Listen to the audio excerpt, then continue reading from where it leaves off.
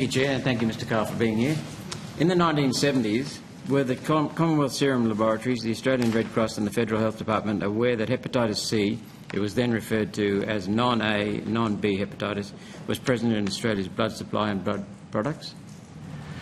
Thanks, Senator. The issues that you're raising preceded the creation of the National Blood Authority in 2003. And so there are issues for the Department of Health that they might want to address. But I can say that, yes, there was an awareness at a point in time. Thank you, and thank you for making it clear that your entity didn't exist. In the 1970s and 1980s, were the Federal Health Department, Commonwealth Serum Laboratories and the Australian Red Cross aware that the practice of mass pooling blood donations for fractionation, specifically for manufacturing haemophilia treatments like factor 8 and factor 9 concentrates, significantly raised the risk of contaminating these products with the hepatitis C, which was then non-A and non-B hepatitis virus?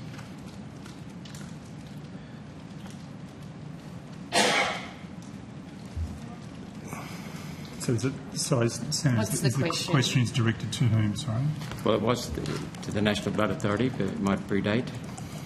It's hard to answer things 50 years ago. I know we very rarely say relevance to the estimates, but I apologise, Mr. Conley. Sorry, Senator, I can't hear you because you're a bit away from the microphone, so I didn't hear the question. Questions about blood product practices in the 1980s, and I'm just 70s. Well, 70s and 80s. Could you just repeat the question, Senator Roberts? If you could just come a bit closer to the microphone there.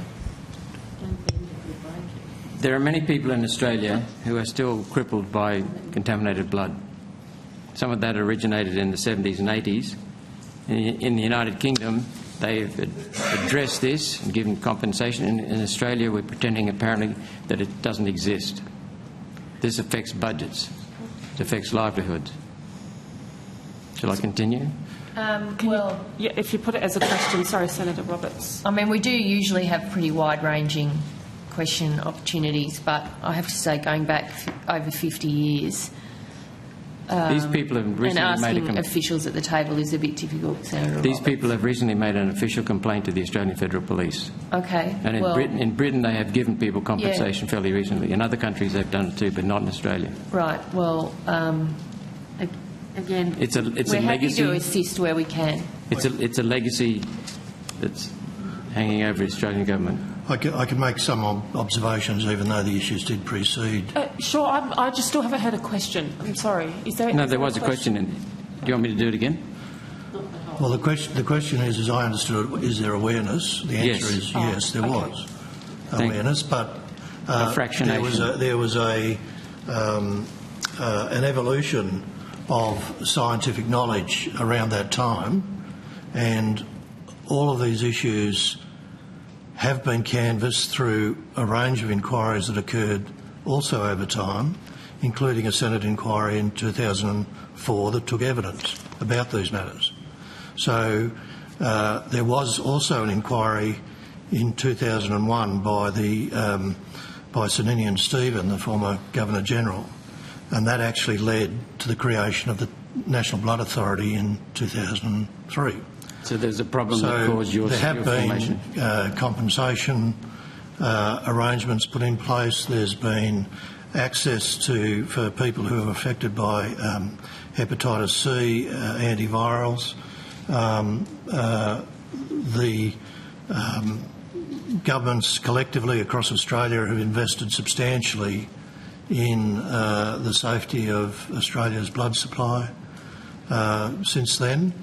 At the point at which in the 1990s, I think it was in the early 1990s or maybe the late 80s, certainly the early 90s, as soon as the scientific evidence emerged about the risks associated with HIV, the practices were changed. Okay, let's skip all of the details. Drawing analogies with the UK inquiry, there are substantial differences between what occurred in the UK during that period, which had been the subject of the inquiry you're referring to, and what transpired in Australia. Can the government clarify its stance on the handling of the infected blood scandal, particularly in light of the Commonwealth Serum Laboratory's decision to delay the implementation of viral inactivation or heat treatment for prothrombinase factor 9 until 1993? Well, I don't think there is evidence that that's what occurred. I think we take that on notice. You know, and Is see it? if there's anything Okay. we can provide That's you, fine. Senator Roberts. I'm not sure we will be, but let's just see. Is it true that this delay occurred despite global practices by other manufacturers, such as British Plasma Laboratories, who heat-treated for hepatitis C from 1985 onwards to provide heat-treated products to safeguard against this virus? I think the inquiries concluded that Australia was one of the first countries to respond to the emergence of the new virus. What actions are being taken to identify those Australians now at risk of having received tainted blood when the blood should have been safe? Other countries had it safe, we didn't. Well, I don't accept that premise. Yeah, I don't. Sorry, The Ms. government Brown. doesn't. I'm not accepting that proposition. And I don't think. I think we have very safe systems here. We might have now, but we didn't then. And it was neglected, and people are crippled as a result of that. That's what I'm after. Some of my constituents are seriously in trouble through neglect. It's time for those involved in this horrendous scandal to come clean. Why are we burying this? Why aren't we looking?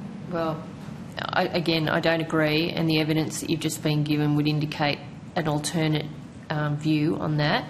Perhaps there's a way that we can send you all the links for all the reviews and things that have been done and inquiries into it and the responses to those so Okay. that you can have a see. That'll be fine. Thank you. Thanks, Chair. Thank you, Senator Roberts.